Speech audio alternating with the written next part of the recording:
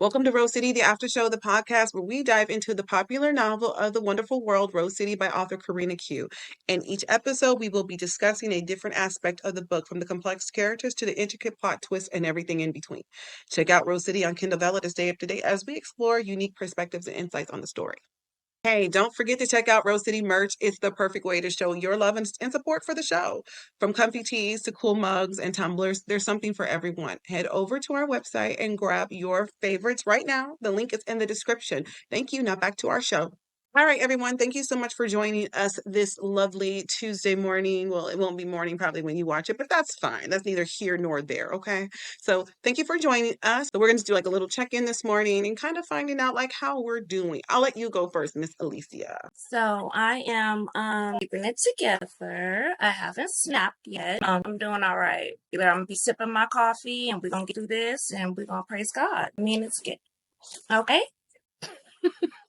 Well, thank you so much. But yeah, we're just sending love, peace, and positivity to you all watching. We're gonna get started. So we're gonna just do a real simple recap of today's episode. Baby Chan, he asked Malia to come through. He was like, I got something for you, sis. Like, I got something for you. So he has planned a really sweet little dinner, and Alicia is angry, but you're not gonna be angry much longer because you can see where it's leading up to, okay? So and Malia's kind of like, this chapter is her reflecting on how her life has changed in the last few weeks since Chan has been in her life. You know, she's got a full out security detail. They're driving her around. And she was like walking in the parking lot, like, wait a minute. I haven't driven my car in close to a month. I haven't had, like, she was just like, last time I drove it, I needed gas. Like, she's just going through thinking about how things have really changed for her because of everything that Chris has put her through. Now she has security, and it's to the point where her security is even doing her grocery shopping. You know, they're picking up all the goods. So Malia's just really reflecting on how things have changed for the good, and trying to keep like an optimistic, personality about everything. I think she's doing pretty good. The fact, with considering what Chris has put her through, right? But yeah, I think it's really like a reflection of where she's been, and kind of like then we jump to like the date night or whatever, and the date night gets real hot and saucy. But I don't know, for me, when I was reading through this last night, in her reflection, I felt like it was a little bit like there was like a sadness in the reflection.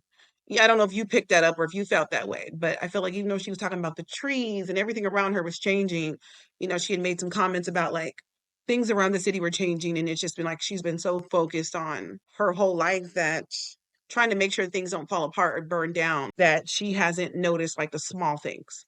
But yeah, I felt like Malia was reflecting on where she's been and how things have changed, and I did feel like there was a sadness in that, because sometimes when you are in survival mode, you forget to smile. Sometimes when you're in survival mode, you forget just all the little things. Like, you don't appreciate the sunset. You don't appreciate the flowers growing in your front yard because you can't see. Sometimes you're so off into your own head of like, this is going on. I gotta be present for that. I gotta fix this. I gotta do, to the point where you start to notice like days and weeks and months all kind of like mesh together. And you'd be like, and lost out on all this time. Like, what happened, right? And so, oh, look at Kitty Bop and his cute little shop, that face. I think a little bit of like that pressure that she's been experiencing has been lifted. And she's happy about it. She's feeling like she's starting to kind of come back into herself. Like, I am noticing the sunset. I am noticing this fly. You know what I mean? Like, she's been so down for so long. She's starting to notice those little things. Like, dang, I haven't noticed any of this now. So that was that. She shows up at the store with her security detail. Her girls had teased her. They're like, Miss Obama has arrived with Secret Service and whatnot. It was cute. But yeah, I think like the dinner scene is really like the focal point of like the majority of the questions that we kind of have. Everyone's wondering about this dinner scene because you could definitely tell there's some energy that shifted, and Chan's like, I'm done with the wait. What are your thoughts, Alicia? And I'm with the Chan on that on the waiting. As we all know, Lily been waiting down, so but we just getting little piece after piece after piece. But yeah, I agree. We're reflecting a little bit because so this is a first for her. She's walking outside and she's almost headed to her car and it was like, oh wait, hold on. So it's like while she's enjoying, this whatever, I don't think she's gonna settle into that as easily. Um, because she's always done it herself. She might just want to take a stroll in her own park. along the waterfront or whatever, just coasting with some tunes, and he hasn't done that in a while. And so like right now, while it's and fun or whatever and new, okay, it'd be an issue, in the future. 7-Eleven to give me a 30. Like, come on, she missed the independent life for a minute. Come on, Malia, come back over here, Lily. We want this independent thing, okay? And he's coming out of that gentleman mode, and he's ready to get on. So I could see some aggression there, give you a little taste of what's to come. Like I said, when you're first in love, you let everything fly. But he didn't have coffee this morning, or I didn't give him that last night, so I get it. So you let everybody get all kind of passes, and then when stuff has to get down, especially with her owning boutique, and she's, I believe, on her third location, she's Miss Business Woman, whatever. Her, taking a seat, kind of letting her man lead for a minute. It's fun right now, but I could see it being a problem in the future. I get it. I agree with what you were saying about like you're starting to see in between the lines of some of the things that he was saying. There were times where she thought he was joking. And he was like looking at her like, I'm not joking though. Like there was no smile, there was no laugh. I mean, he had that hungry eye. We talked about that a little, a few episodes back about people giving that hungry eye, baby. Like you a whole chicken wing, baby, fried twice, so it's real crispy, right? So he twice, yeah, because she was saying something, and at one point she was like, he had kind of whispered into her ear, like, I wanted everything to be special for tonight, and that's one of the questions that we'll get into as well. And she was like, what do you mean tonight? Like, because they've been hanging out. He's been staying at her house and they've been going out to eat, but this is the first time like he's invited her into his space. And she's like, oh, this is nice. Ooh, this what that kind of money buy, huh? Okay. But he said something like, I just want to have you all to myself. And she was like, but who's been around though?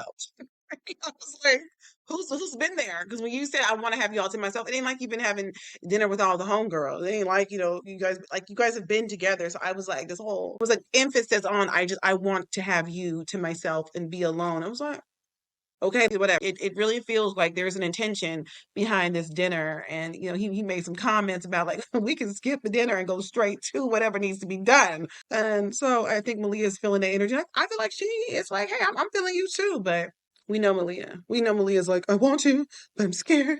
I'm not sure. Should I? That type of thing. So that was really like our recap. Did you have anything else you wanted to add before we go on into questions?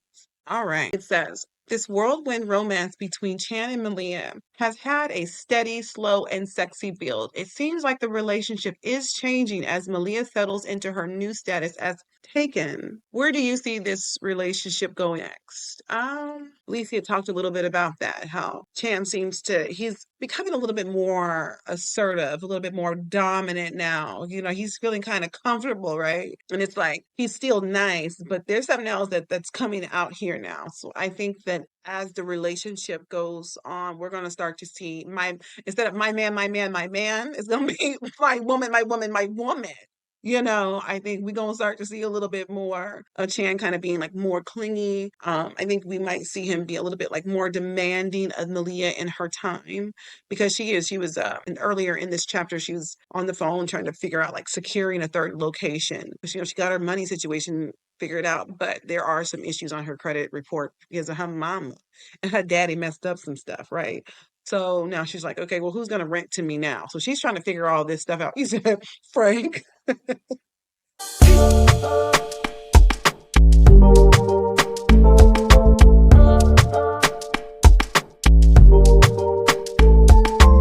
I think that as time goes on, might give him a little bit more of that. I think as time goes on, we will see a little bit more of Chan's triad side come out. Because I feel like even in this episode of all the sexiness and the chocolate covered strawberries and like the fireplace and the candles, everything was just so romantic. But when she would ask him questions, the way he would just stare at her like, I'm not listening to your words, looking at your body.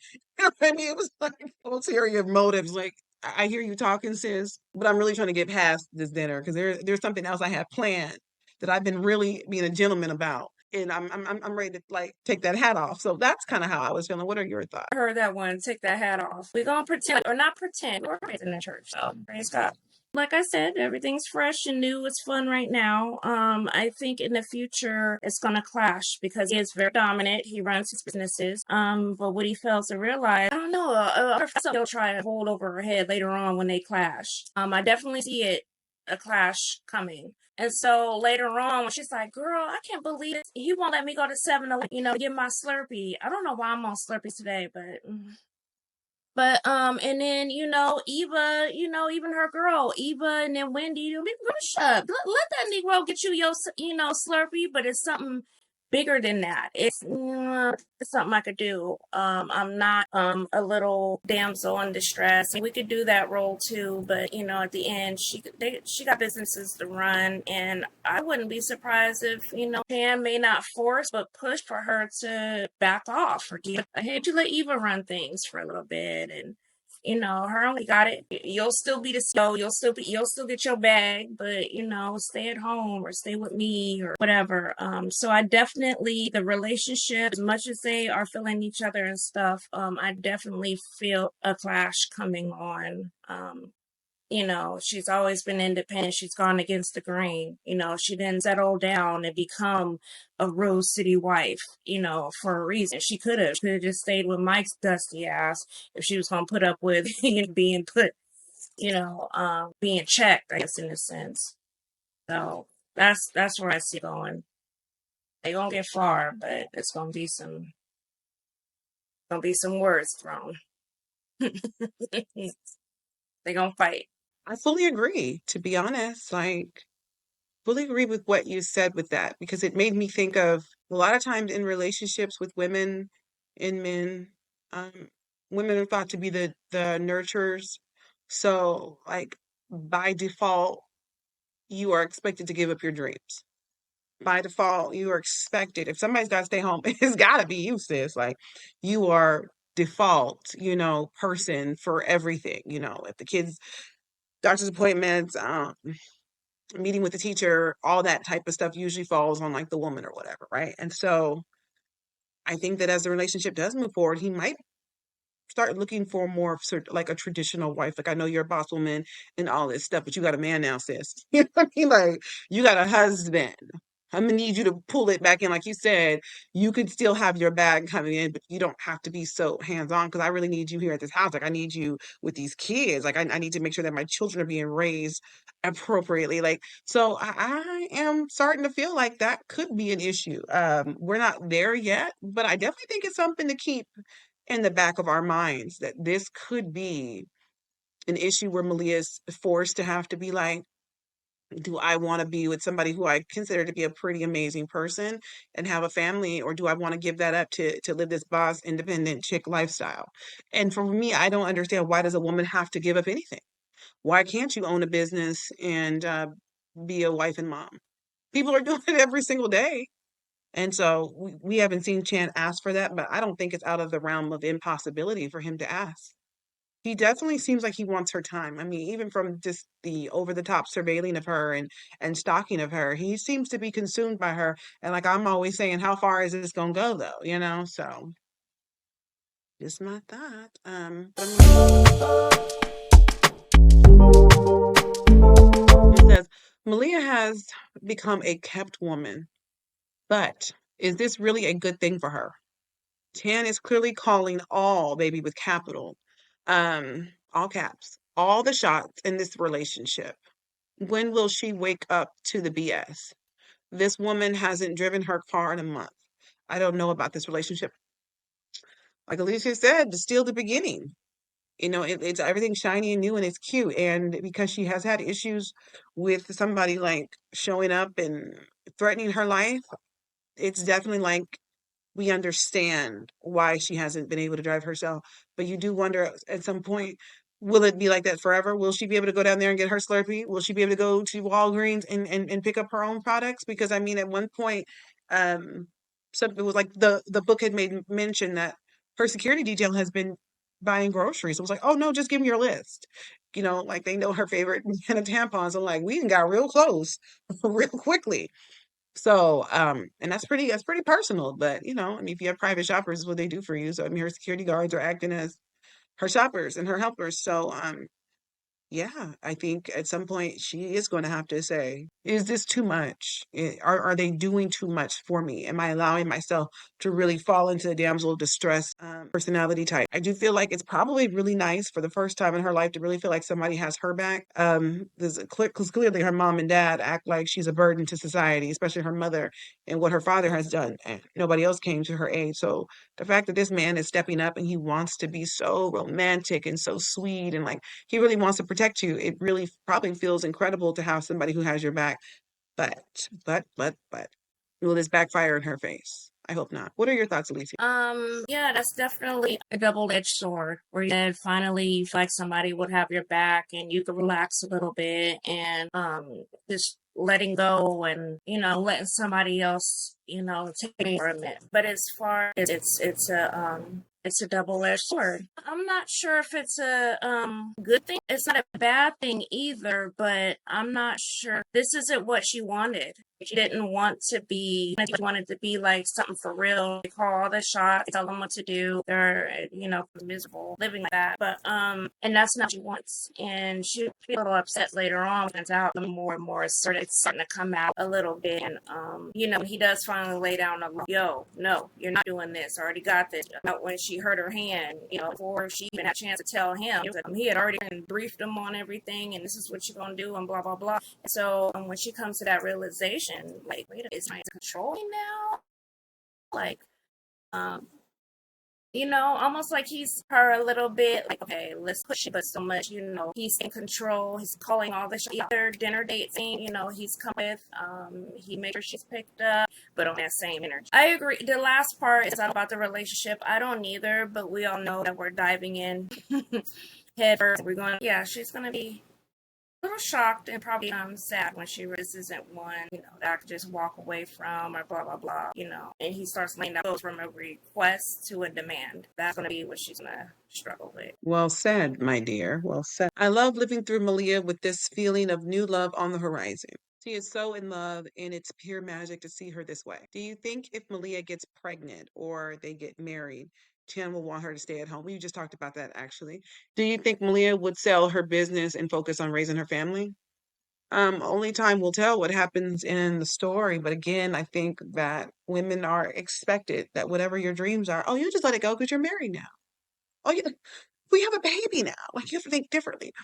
Men aren't asked to give up their careers and their goals. They're told to find wives who help them to be able to live a stable life, whether that is her paying her share or just emotionally and mentally being there and holding things down so that while he's out working hard, he comes home to a clean house and a cooked meal and his children are well behaved. Like men marry women to help make their lives better.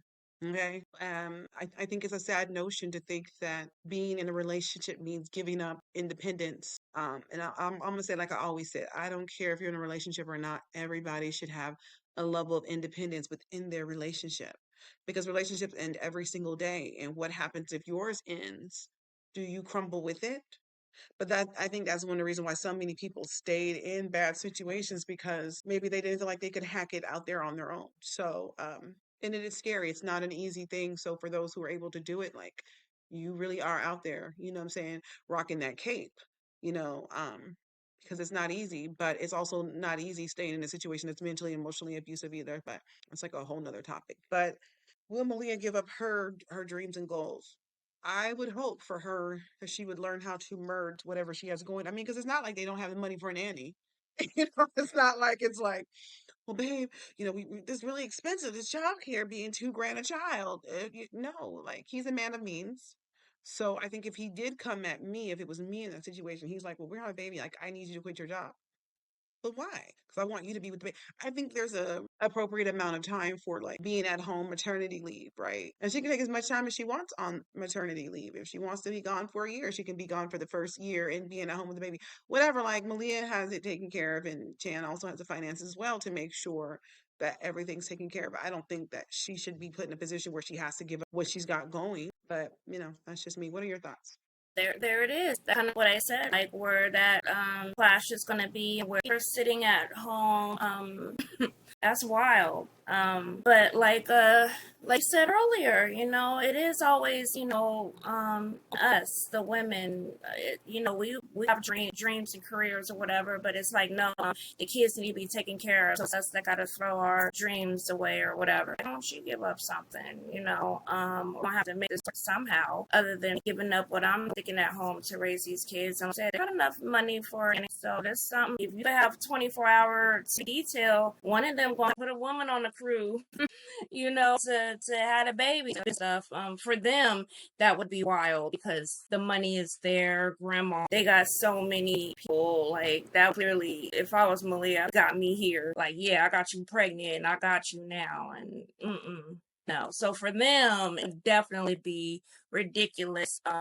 And those same feelings she had when she felt like she had to deal with Mike, because it's like the whole family knows that Chan, bailed her out, and he's gonna be the one, the breadwinner, I guess, in a sense, and he's supposed to be this man of high value. He is. No, I'm not gonna clown and say that he ain't high value. He is, but I hope she will tell her business and because it's something that she enjoys. It's not like, this real deal. She's doing her dream. We about to open up another location. Like that's just wild. She is head over heels. So I pray it don't get to the, okay, well, I'll do whatever. We all have a tendency when we're in love to not make the wisest decisions. I did that personally. Had all my stuff, my mess out of that. But, it was new. It was fresh. I'm letting my man lead me straight into the gut. I'm back and I'm here and I'm doing great.